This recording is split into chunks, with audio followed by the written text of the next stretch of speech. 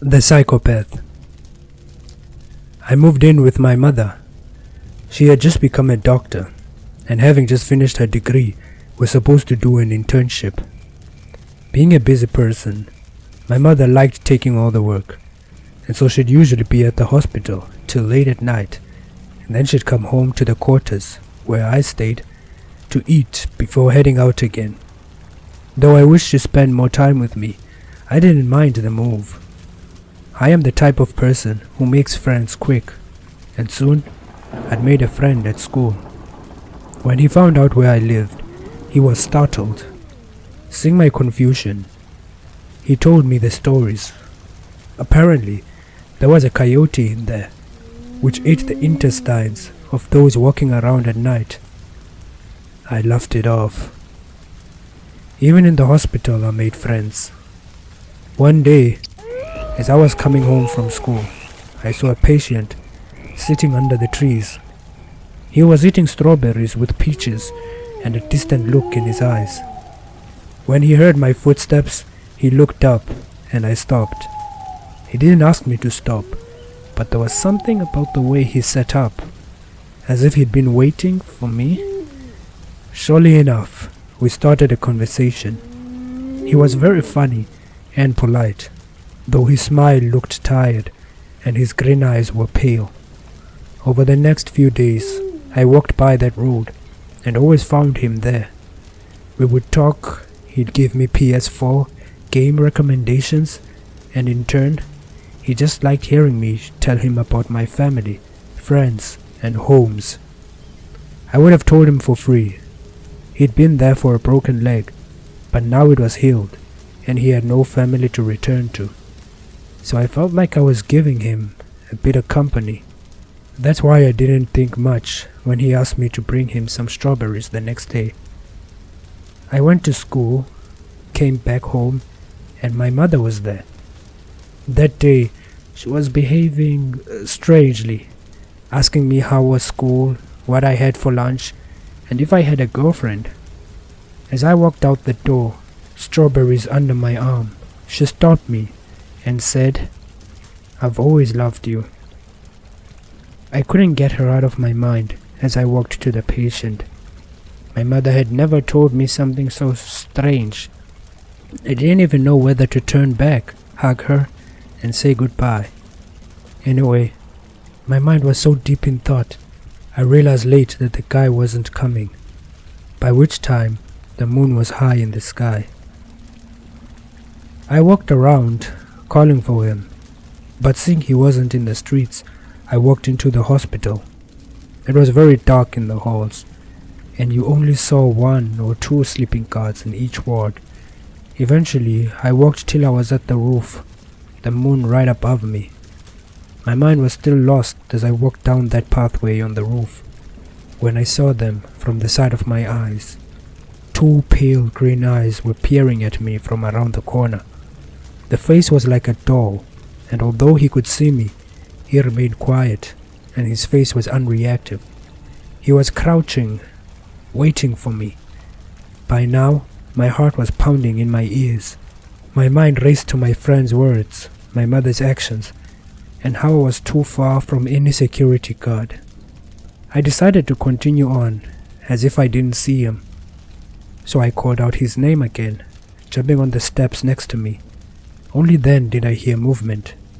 I turned with a forced grin, greeting him enthusiastically, before I could have even known it was him.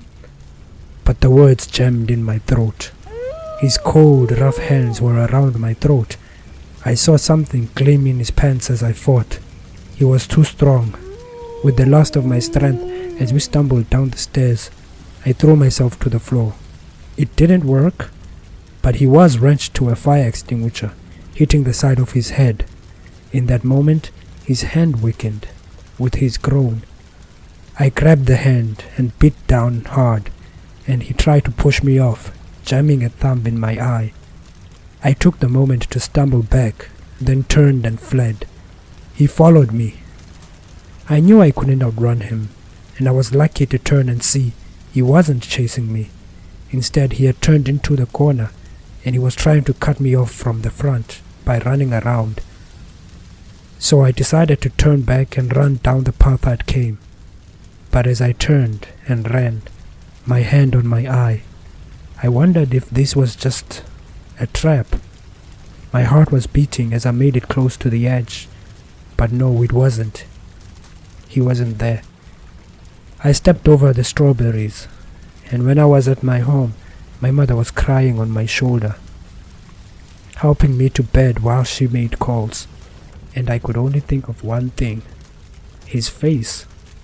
Throughout the whole thing, it never changed. He didn't get angry, sad, scared, nothing. It was just a doll face. My father has a carpentry business. He fixes doors, cupboards, garage doors, windows, and most household items. It's not much of a business anymore since the internet boom has given people around our area access to more professional businesses, but people who don't have much money will often hire my dad, and I've been his assistant ever since I could remember. So yeah, one day my dad got a job at a hospital. The security guards had broken a cupboard and wanted my dad to go help. We did think it was strange that a hospital couldn't get a more professional company, but we weren't going to complain to money. So when we got there, we met 5 security guards, with 3 not wearing uniform. They were really cool, laughing and joking in broken English. By the way, I am Latina, but most people think we are white, so they speak English, not knowing we understand Spanish. My dad just keeps it that way. So the guards were cool and all, but there was one among them who gave me massive chills. He had a severe scar over a white eye, and the other was green. He never smiled, and I always thought he could kill somebody. Foreshadowing. So as me and my father were looking at the cupboard, we noticed it had broken off because the hinges had torn off. Though the guards had said it rusted off, right? And get this, there was a black spot I saw inside. I showed my dad and another of the guards. The guard said it was paint, and to be honest, I believed him. After doing the measurements, we left and my dad got the parts, but my dad said I could do the job myself by now, so he sent me to go fix the door. When I got there, I met guard A, let's say. He let me go inside and I got to the cupboard. It was a single door then, with half of it gaping open, showing the overcoats inside and all the other stuff that they kept in the cupboard. I was busy measuring where to bolt it from inside when one of the guards returned. Then guard A arrived, sat down and asked in Spanish where the other guard was. But then, his voice started choking. I swear to God, I heard his chair fall to the floor and he must have kicked something. By now, I was hidden behind the one remaining door of the cupboard, but I could see his legs kicking around in the air until finally they stopped, and then he was dragged away. The only person left was the other guard, and he looked my way. I ducked behind the door. In my heart, dear God, it was pounding so hard. I knew he could probably hear it. He must have. A second person arrived, and from his voice I identified him. It was the white-eyed guard. He was asking casually about dinner, and when the other guard asked what he did with the body, he said he stashed it with the door. The other guard was breathing hard and shaking, but the scary guy could be heard sipping tea and chewing bread or something. My hands were shaking on my mouth, and I prayed. I prayed for the first time that if my father's God was real, then he would protect me. The scary guard asked when would I be fixing the next door, showing that he didn't know I was there, but I knew that the other guard knew. And the guard, he was shaking and breathing hard. God, he was going to tell I was there. But he couldn't speak from how hard he was breathing. I stayed like that until early in the morning when new guards arrived. My dad wouldn't believe my story, nor would my mother. They kept saying I went out to party and sin. Even though I've started going to church, they still don't believe me. I don't care though. I know what his God saved me from. I know that man would have ratted me out. The Forsaker. I don't have many regrets in my life, but the one I have is as heavy as 1,000,000. So I used to work in the hospital, but I never got to see much of the patients. See, I was not a nurse nor a doctor. I was a receptionist. But although I didn't work with the patients, I knew a lot about them since people, talk. We, the staff, would talk about the doctors and nurses, who's dating who, and who's trying to bang who, and who hates who. Those kinds of things. Rarely did we ever talk with the patients, but we did speak about them. One of the patients we spoke about was a little boy. I remember there was nothing special about him. He got to the hospital due to a high fever and was allowed to leave the same day. Of course, it was strange when he kept coming back, but his case wasn't as serious as others. I never thought at all about him until the doctor working on him grumbled about him, saying that the boy apparently had been acting. There was nothing wrong with him.